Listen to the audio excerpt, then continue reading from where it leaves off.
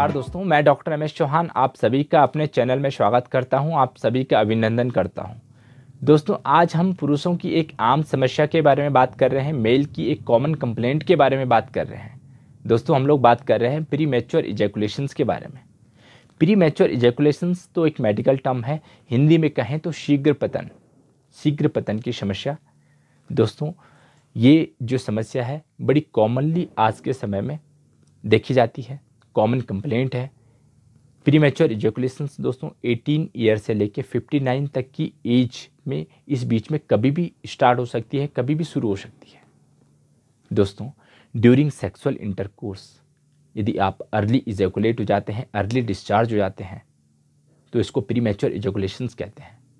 The international society of sexual medicine के according इसकी जो डेफिनेशंस रखी गई है वो यह है कि यदि आप हमेशा ऑलवेज आप वेजाइनल पेनिट्रेशन से पहले या वेजाइनल पेनिट्रेशन के दौरान आप 1 मिनट के अंदर इजैकुलेट हो जाते हैं, डिस्चार्ज हो जाते हैं, तो इसको कहते हैं प्री मैच्योर इजैकुलेशन। दोस्तों, यदि प्री मैच्योर इजैकुलेशंस के कारणों की हम बात करें, इसके कॉजेज़ की बात करें, तो बहुत सारे ऐसे कारण होते हैं जिसकी वजह से ये समस्या शुरू हो सकती है।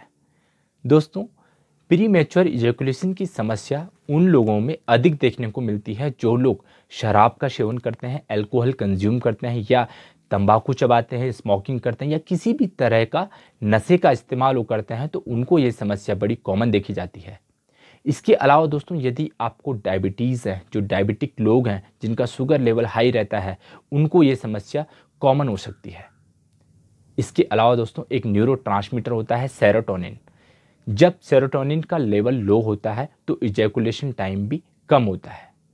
एबनॉर्मल हार्मोनल लेवल, जो हार्मोन के लेवल हैं, जैसे ल्यूटिनाइजिंग हार्मोन है, TSH है, प्रोलैक्टिन है, इनके लेवल में यदि एबनॉर्मलिटी आती है, बैलेंस आता है, तो भी ये समस्या आपको हो सकती है। यदि आपके प्रोस्टेट में या यूरिथ्रा में, जो पेशाब की नली है, वहाँ पे इन्फेक्शन रहता है, बार बार UTI होता है, तो भी प्रीमेच्योर इजैकुलेशन की समस्या आपको शुरू हो सकती है। इरेक्टाइल डिसफंक्शन, सेक्सुअल इंटरकोर्स के दौरान यदि पेनिस प्रॉपर इरेक्ट नहीं होता है, इरेक्शन की कमी रहती है, तो भी ये समस्या आपको शुरू हो सकती है। जेनेटिक फैक्टर भी यहाँ पे अपना रोल प्ले करता है। इसके अलावा दोस्तों, साइकोलॉजिकल फैक्टर प्रीमेच्योर इजैकुलेशन में बड़ा रोल प्ले करता है। यदि आप डिप्रेशन में रहते हैं, टेंशन, तनाव, एंजाइटी में यदि आप रहते हैं, तो भी आपको ये समस्या हो सकती है। परफॉर्मेंस एंजाइटी यदि आपको रहती है, बिफोर सेक्सुअल इंटरकोर्स आपको परफॉर्मेंस के बारे में एंजाइटी रहती है कि आपका परफॉर्मेंस ड्यूरिंग इंटरकोर्स कैसा रहेगा, किस तरीके के होगा, इसके बारे में यदि आप ज़्यादा सोचते हैं, तो भी आपको ये समस्या आपको हो सकती है।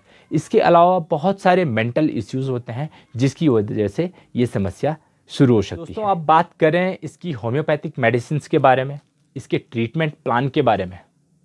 होम्योपैथिक साइंस में प्री मैच्योर इजैकुलेशंस को ठीक करने के लिए, परमानेंट क्योर करने के लिए बहुत सारी मेडिसिन होती है, लेकिन वो डिपेंड होती है पेशेंट्स के टोटालिटी ऑफ सिम्टम्स के आधार पे, वो डिपेंड होती है पेशेंट्स के इंडिविजुअलाइजेशंस के आधार पे, रूट ऑफ कॉज के आधार पे कि किस वजह से ये समस्या शुरू हुई है। इसके लिए तो आपको अपना केस डिटेल में किसी अच्छे होम्योपैथिक फिजिशियंस के सामने डिस्क्राइब करना पड़ेगा, रखना पड़ेगा। ऐसा आप ऑनलाइन मोड में भी कर सकते हैं और ऑफलाइन तरीके से भी कर सकते हैं। उसके आधार पे यदि आप होम्योपैथिक मेडिसिन का सिलेक्शन करवाते हैं तो आप डेफिनेटली 100% ठीक हो जाएंगे, प्रॉपर क्योर हो जाएंगे। यहाँ मैं आपको 2 जर्नल और इफ़ेक्टिव होम्योपैथिक मेडिसिन के बारे में बताऊंगा कि यदि आपको ये समस्या है तो आप इन दोनों मेडिसिन का इस्तेमाल कर सकते हैं।